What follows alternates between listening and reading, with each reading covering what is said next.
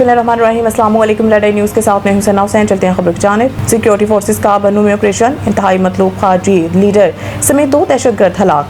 पाक फौज के शुबा ताल्लुकात आमा ISPR के मुताबिक सिक्योरिटी फोर्सेस ने बन्नू में खारिज के मौजूदगी के इत्लाक पर इंटेलिजेंस बेस्ड ऑपरेशन किया, जिस दौरान शदीद फायरिंग के तबादले में 2 खवारिज हलाक हो गए।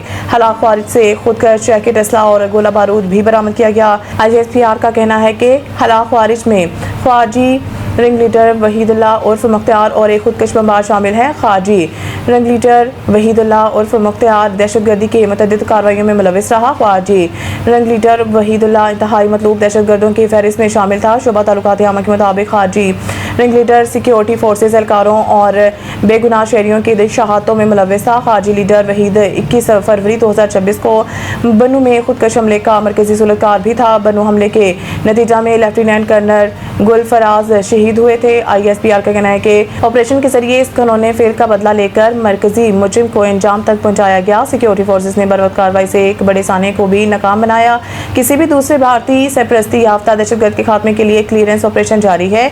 फोर्सेस और कानून नाफिज करने वाले इदारे अज़्म इस्तेहकाम के तहत दहशतगर्दी के खात्मे तक कार्रवाइयाँ जारी रखेंगे। ईरान का अमेरिका के साथ मुज़ाकरात जारी रखने का फैसला, गैर ज़रूरी मुतालबात मानने से इनकार।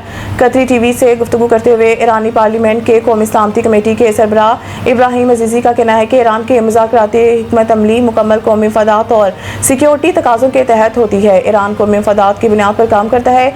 इब्राहिम अजीज़ी ने यह भी कहा है कि मुल्की मफादात और सलामती महफूज बनाने के लिए ईरान को जो भी करना पड़ेगा वो करेगा। ईरान ने अमेरिका के साथ मुज़ाकरात जारी रखने का फैसला किया है, ताहम हम मौजूदा मुज़ाकरात को मैदान जंग का तसलसल समझते हैं। उन्होंने मज़ीद कहा कि मुज़ाकरात के नताइज मैदान जंग में हासिल कामयाबियाँ बरकरार रखने में मददगार हों तो ये अमल ईरान के लिए एक मौका सा हो सकता है। अमेरिका दबाव डालने वाली पॉलिसी के तहत गैर ज़रूरी मुतालबात करेगा तो ऐसे मुज़ाकरात काबिल कबूल नहीं होंगे। ईरानी पार्लियामेंट की कौमी सलामती कमेटी के सरबराह का कहना है कि मुज़ाकरात का ये मतलब नहीं कि किसी भी कीमत पर बातचीत की जाए। मुज़ाकरात का ये मतलब नहीं कि दूसरे फरीक के हर तरीक़ाकार को कबूल कर लिया जाए। ईरान ने वाज़िया रेड लाइन्स मुकर्रर कर रखी हैं जिनका एहतराम ज़रूरी है। पाकिस्तान फिर मरकज़ी ने कहा ईरान से मुज़ाकरात का अगला दौर इस्लामाबाद में होगा। ट्रंप ट्रूथ सोशल पर अपने बयान में अमेरिकी सदर डोनाल्ड ट्रंप ने कहा है कि हमारे नुमाइंदे मुज़ाकरात के लिए पाकिस्तान में मौजूद होंगे। स्टीव विटकोफ और जेरेड किशनर मुज़ाकरात में शामिल होंगे। हम एक मुआहदे तक पहुँचने के करीब हैं। ट्रंप ने मज़ीद कहा कि ईरान को एक मुंसफाना और काबिल कबूल पेशकश दे रहे हैं। ईरान से मुआहदा किसी न किसी तरीके दोस्ताना या मुश्किल तरीके से हो जाएगा। ईरान को बहुत अच्छी डील ऑफर की है। डील ना हुई तो वो काम करूँगा जो 47 साल में कोई अमरीकी सदर ना कर सका। अमरीकी सदर ने कहा कि ईरान ने डील कबूल ना की तो इसका हर पावर प्लांट और पुल तबाह कर देंगे। अब मज़ीद नरमी नहीं दिखाई जाएगी। वक्त आ गया कि ईरान की किलिंग मशीन को ख़त्म किया जाए। ईरान ने जंगबंदी की संगीन खिलाफ वर्जी की है। ट्रंप ने दावा किया है कि ईरान ने फ्रांसीसी और बरतानवी जहाज़ों को गोलियों से निशाना बनाया। आबनाए हुर्मज़ बंद करके ईरान हमारी मदद कर रहा है। आबनाए हुर्मज़ की बंदिश से ईरान को यौमिया $500 मिलियन का नुकसान हो रहा है। इधर सफारती ज़राए के मुताबिक अमरीकी वक्त 2 मराहिल में पाकिस्तान आएगा। ईरान के मुज़ाकराती वक्त का भी आज इस्लामाबाद पहुँचने का इम्कान है।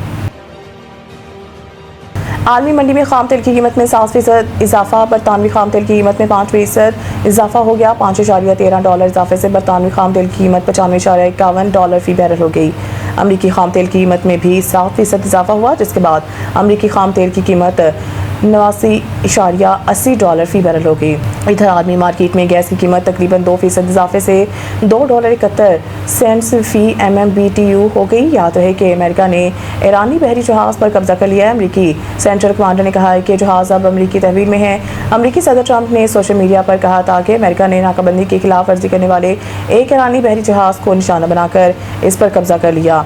अमरीकी फ़ौज ने एक ईरानी बहरी जहाज़ को रोका जो आबनाए हुर्मज़ पर अमरीकी नाकाबंदी के खिलाफ वर्जी की कोशिश कर रहा था। राशिद खान का भारत और ऑस्ट्रेलिया की जानिब से शहरियत ठुकराने का इंकशाफ। गैर मुल्की मीडिया के मुताबिक राशिद खान ने बताया कि 2023 के एक वाक़े में एक अहम शख्सियत ने मुझे मशवरा दिया था कि मैं अफगानिस्तान छोड़कर भारत में क़याम अख्तियार कर लूँ और वहीं क्रिकेट खेलूँ, लेकिन मैंने जवाब दिया कि मैं अपने मुल्क अफगानिस्तान की नुमाइंदगी जारी रखूँगा। उन्होंने बताया कि इस तरह की पेशकशें मुझे पहले भी मिल चुकी हैं, मगर मेरा मौक़िफ़ वाज़िया है कि अगर मैं अफगानिस्तान के लिए नहीं खेलूँगा तो किसी और मुल्क के लिए भी नहीं खेलूँगा। राशिद खान ने अपने फैसले को वतन से वफादारी करार देते हुए कहा कि मेरी पहली तरजीह हमेशा अफगानिस्तान है। मज़ीद न्यूज़ अपडेट के लिए देखते रहें रेड न्यूज़।